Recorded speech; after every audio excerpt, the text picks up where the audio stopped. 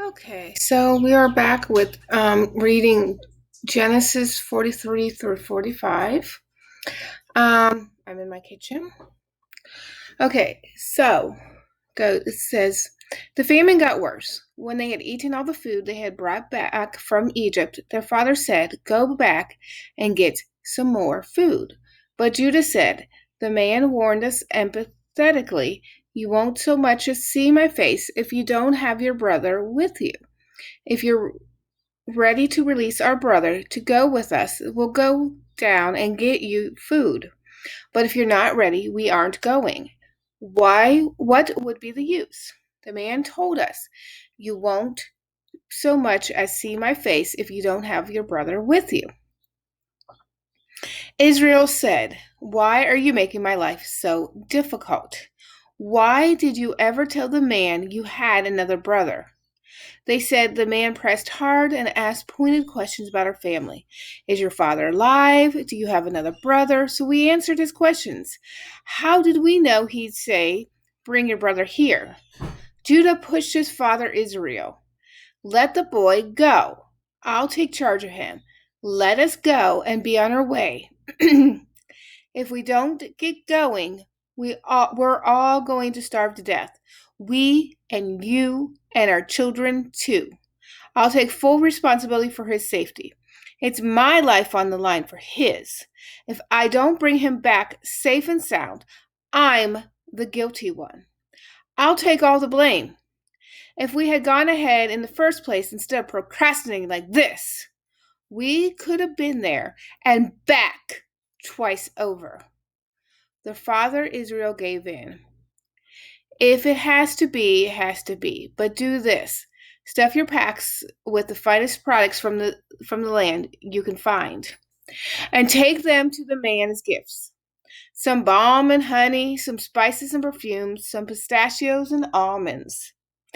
And take plenty of money. Pay back double what was returned to your sacks.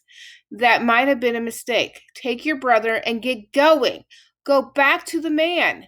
And may the strong God give you grace in that man's eyes, so that he'll send back your other brother along with Benjamin. For me, nothing's left. I've lost everything. The men took the gifts, double the money, and Benjamin. They lost no time in getting to Egypt and meeting Joseph. When Joseph saw that they had Benjamin with them, he told the house steward, take these men into the house and make them at home. Butcher an animal and prepare a meal. These men are going to eat with me at noon. The steward did what Joseph said and took them inside. But they became anxious when they were brought into Joseph's home, thinking it's the money. He thinks we ran off with the money on our first trip down here. And now he's got us where he wants us. He's going to turn us into slaves and confiscate our donkeys. So they went to Joseph's house steward and talked to him in the doorway. They said, listen, master, we came down here one other time to buy food. On our way home, the first night we're out, we opened our bags and found our money at the mouth of the bag, the exact amount we paid. We brought it all back and have plenty more to buy more food with it. We have no idea who put the money in our bags. The steward said, everything's in order, don't worry. Your God and the God of your father must have given you a bonus. I was paid in full, and with that he presented Simeon to them. He then took them inside Joseph's house and made them comfortable, gave them water to wash their feet, and saw to the feeding of their donkeys. The brothers spread out their gifts as they waited for Joseph to show up at noon. They had been told that they were going to have dinner with him. When Joseph got home, they presented him with the gifts they had brought and bowed respectfully before him. Joseph welcomed them and said, and your father with whom you mentioned to me, how is he? Is he still alive? They said, yes, your servant, our father, is quite well, very much alive. And they again bowed respectfully before him. Then Joseph picked out his brother Benjamin, his mother's son, his own mother's son. He asked, "And is this your youngest brother that you told me about?" Then he said, God be gracious to you, son." Deeply moved on seeing his brother and about to burst into tears, Joseph hurried out into another room and had a good cry.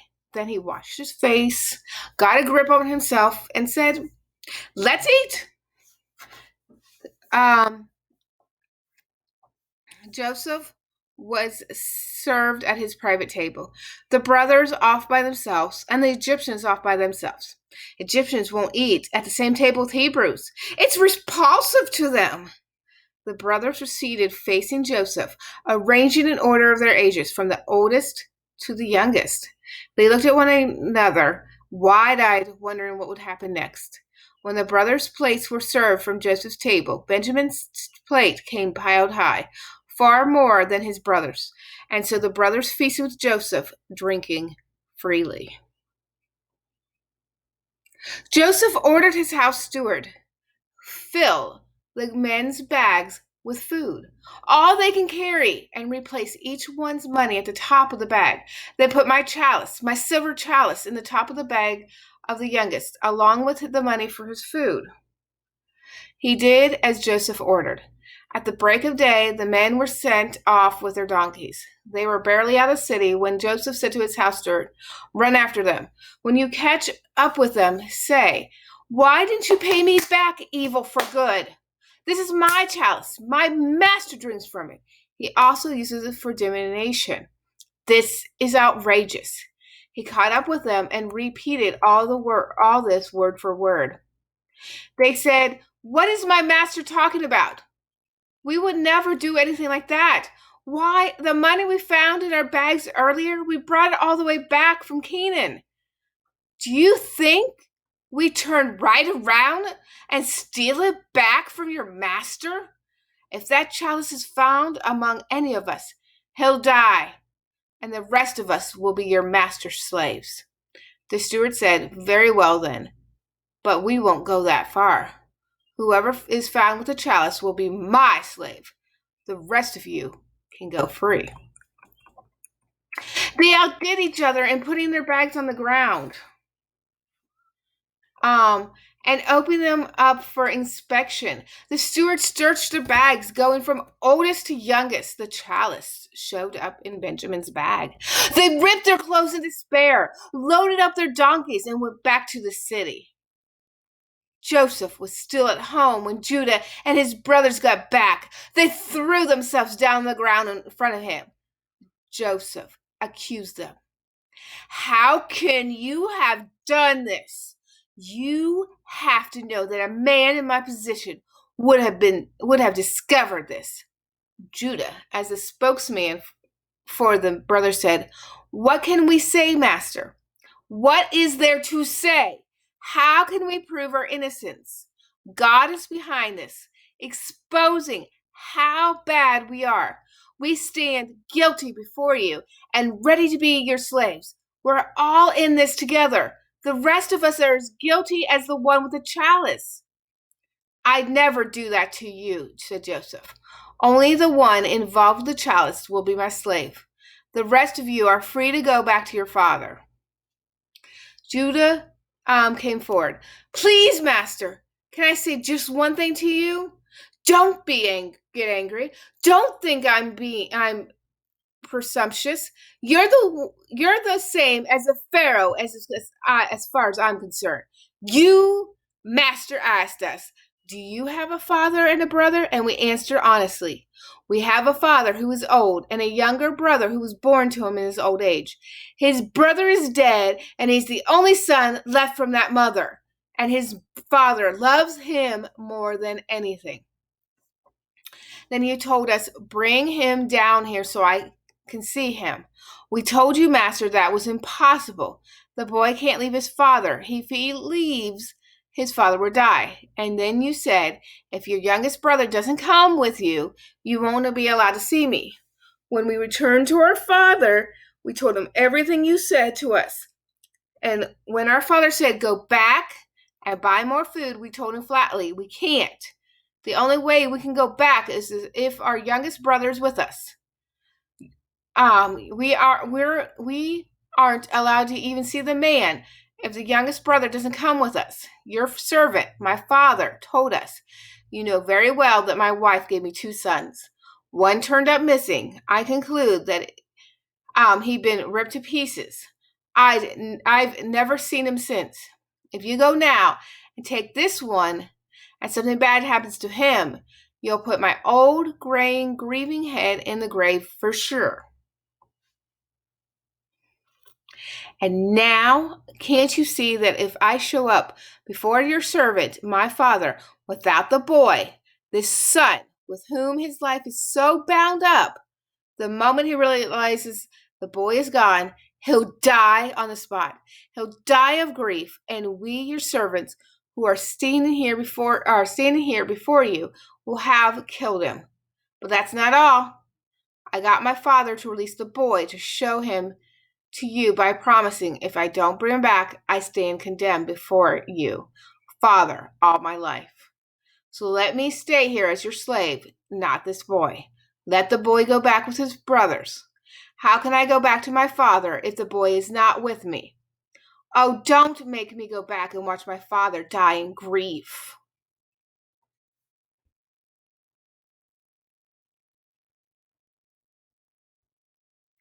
Then Joseph couldn't hold himself any longer.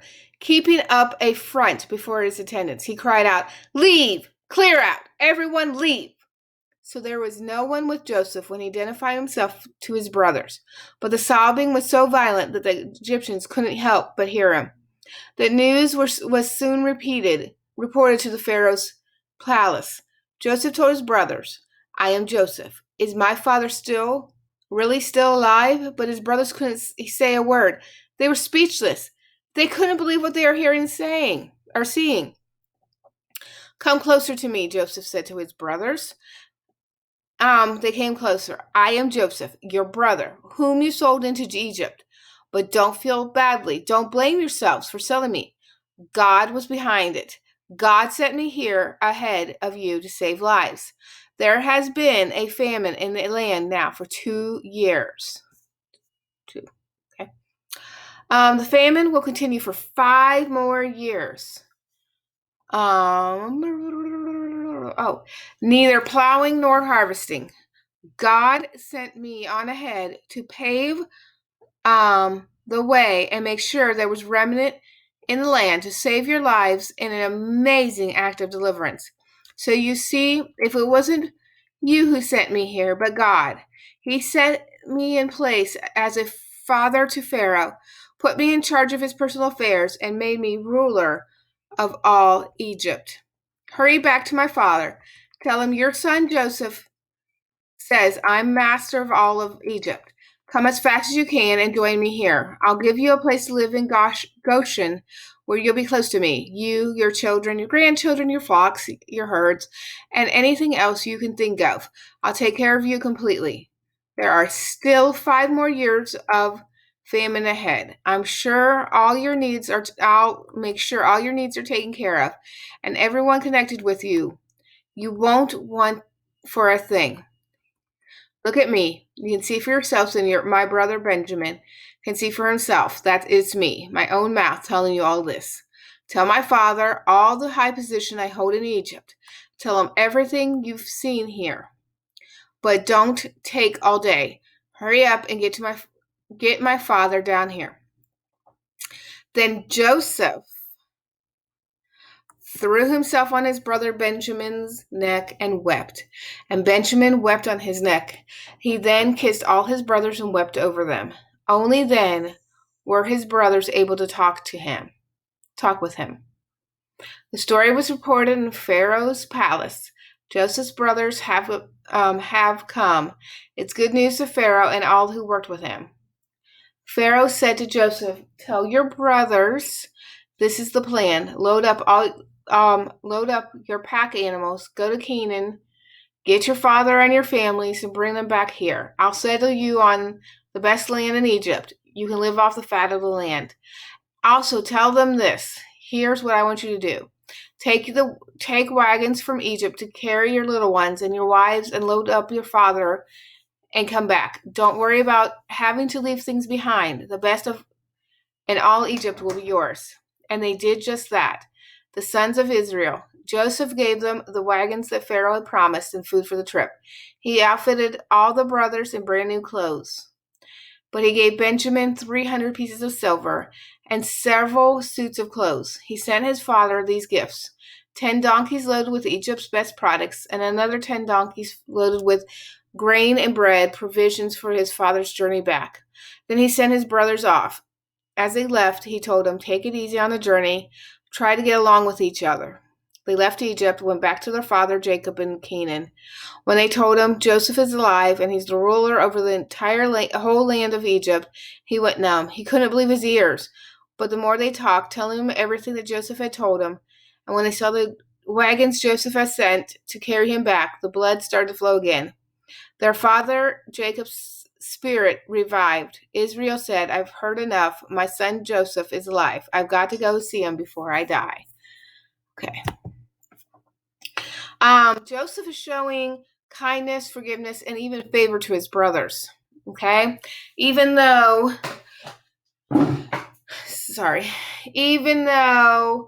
they how they treated him. Okay? So this is a parallel if we think about it, how Joseph treats his brothers and how the Messiah treats us. Okay? We don't always treat. Hold on. Okay, I'm going to pause this for a second. Okay, give me a second because I keep hearing a noise. The other fridge was not shut completely, so I had to go shut it. Okay, so continue on. So think about how they treated him, and they didn't treat him very well and everything. And we do that with Jesus, with the Messiah. We don't always treat him very well, but he still forgives us and gives us what, make sure that we're taken care of.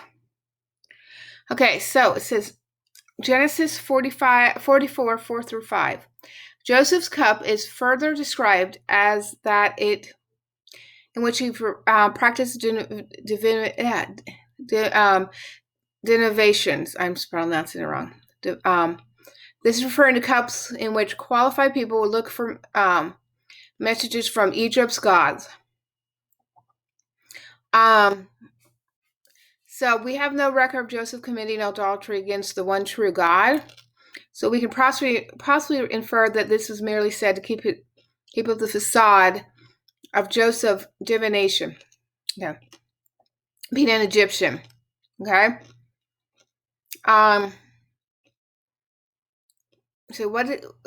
Committing adultery. That's what Yahweh considers when we put other gods before him. So if you want to look at something, look at Jeremiah 3:20, which says, "Surely as a treacherous wife leaves her husband, so you have been treacherous to me, O house of Israel, declares the Lord." I know I'm pronouncing that wrong, but okay. Okay, Genesis 44, 33-34. Judah's confession. Here we see a point in Judah's life wherein he is humbled entirely, essentially begging for forgiveness and help from Joseph, offering himself in place of his brother. So now a leader is arising, okay? Because remember, it's from the tribe of Judah that David and then Jesus will eventually come, okay? Okay, there's many similarities between Joseph and the Messiah, okay? So some foreshadowing going on, okay? So, parallels. They are both objects of their father's special love, okay?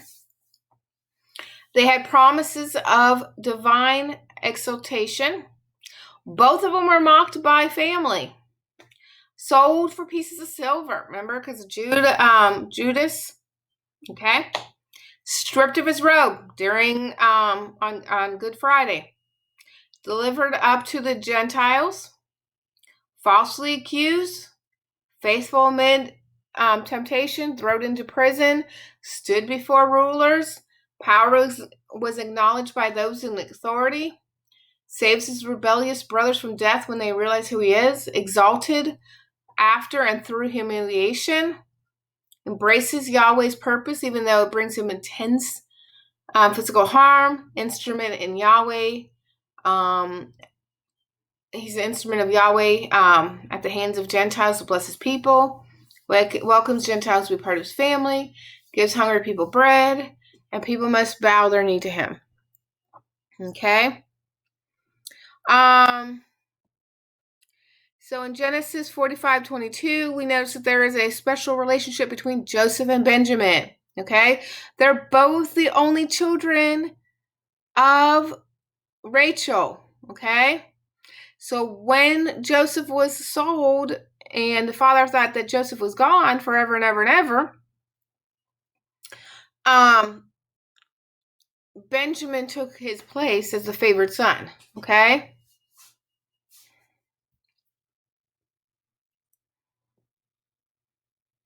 Okay. Always been a God of grace. Grace has never been a New Testament only thing. Okay? He always gives us grace. Okay? So may Yahweh bless the reading of his word. May you be blessed. Have a good night. Amen.